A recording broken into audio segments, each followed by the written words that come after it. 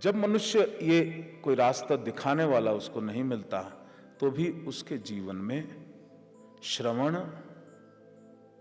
संकीर्तन और मनन तब भी होता है। श्रवण, संकीर्तन और मनन तब भी होता है। वो क्या होता है? सुबह अखबार खोली, 5 मर्डर, 3 उठाए गए, श्रवण हो रहा है, दृष्टि से देखा जा रहा है, श्रवण हो रहा है। फिर उसके पश्चात संकीर्तन हो रहा है। तुमने देखा उसने कितना जबरदस्त घोटाला किया? अच्छा, तुमने सुना एक घोटाला वहाँ भी, अरे वो घोटाला बहुत तेज है। ये संकीर्तन हो रहा है। फिर उसके बाद आंख बंद करी, बड़ा खराब माहौल आ गया है, कहाँ जाएं, हैं? मुसीबत ही मुसीबत है। आजकल तो जीना मुश्किल है। कहीं घर में वो सिक्योरिटी अलार्म लगाएं, कुछ करें, गार्ड वार्ड बिठा लें। मनन हो रहा है। जब माया से वशीभूत होता है मनुष्य, तो भी वो करता यही है, श्रवण, संकीर्तन, मनन। लेकिन ये संसार का श्रवण, संकीर्तन, मनन ये अधोगति को लेकर के जाता है। मनुष्य अधोगति को प्राप्त होता है, नीचे की तरफ जाता है। लेकिन शिव योग का साधक जो है, इसी श्रवण, संकीर्तन और मनन, परमात्मा का, उसकी तरफ ध्यान लेकर के जाए।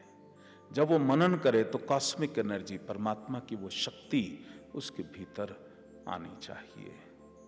क्योंकि जब वो आती है तो तत्वों की शुद्धि होती है, और जब तत्व की शुद्धि हो गई तो ये शरीर जो चाहेगा उसको मिल जाएगा। और अगर ये तत्व अशुद्ध हो गए तो शरीर में रोग हो जाएगा। हमारे संस्कृति, हमारे आयुर्वेद बताता है कि यदि पृथ्वी तत्व अशुद्ध है तो ये गठिया, हड्डियों के रोग, शरीर में कमजोरी ये हो जाएगी। अगर जल तत्व अशुद्ध है तो किडनी का रोग, मूत्राशय के रोग, प्रजनन संबंधी रोग ये हो जाएंगे। अगर अग्नि तत्व अशुद्ध है तो पेट के रोग, लिवर का रोग, डायबिटीज ये हो जाएगा। मधुमेह बोला जाता है पुराने समय में। अगर वायु तत्व अशुद्ध है तो सांस की बीमारी, हार्ट डिसीज ये हो जाएगी। और अगर आकाश तत्व अशुद्ध है तो बुद्धि कुंठित हो जाएगी, कंफ्यूज्ड, सीजोफ्रेनिक, कुछ भी बोलेगा, कुछ भी करेगा, गला खराब उसका। उसके बाद ये 5 तत्वों के बाद एक छठा तत्व होता है जिसको बोलते हैं गुरु तत्व। और गुरु तत्व जो विद्यमान है वो यहाँ विद्यमान होता है आज्ञा चक्र में। जिसका आज्ञा चक्र शुद्ध है, जिसका गुरु तत्व शुद्ध है, वो बाकी 5 तत्वों को शुद्ध कर देता है, कंट्रोल कर देता है।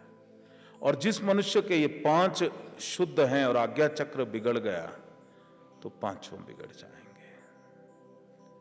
और फिर है सहस्रार, यहां है परम तत्व। परम तत्व की शुद्धि और गुरु तत्व की शुद्धि परम आवश्यक है, और शिव योग का साधक इसको प्राप्त करता है। इन 7 तत्वों को वो जागृत करता है, इन तत्वों की शुद्धि करता है।